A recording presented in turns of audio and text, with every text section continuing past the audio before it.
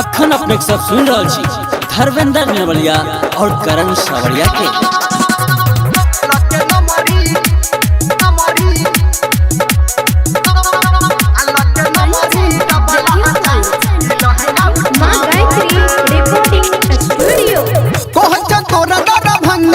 छोरा कहछ तोरा मधुबनी के छोरा कहछ तोरा सहरसा के छोरा कहछ तोरा सुपौल के छोरा जे मर करी ही पहिले बुता बहदे अल्लाह के नंबरी डबल 1000 की लहंगा उठाब दे अल्लाह के नंबरी डबल 1000 की लहंगा उठाब दे।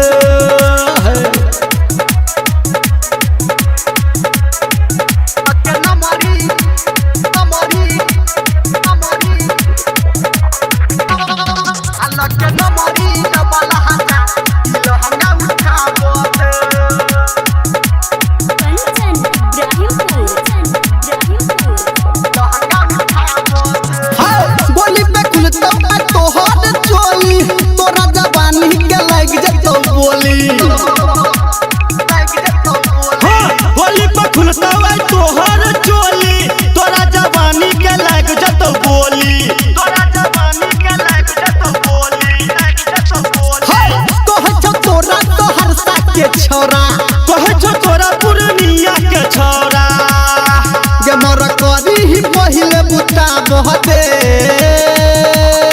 छौरी लके नंबरी डबल 1000 की लहंगा उठाब दे अल्लाह के नंबरी डबल 1000 की लहंगा उठाब दे।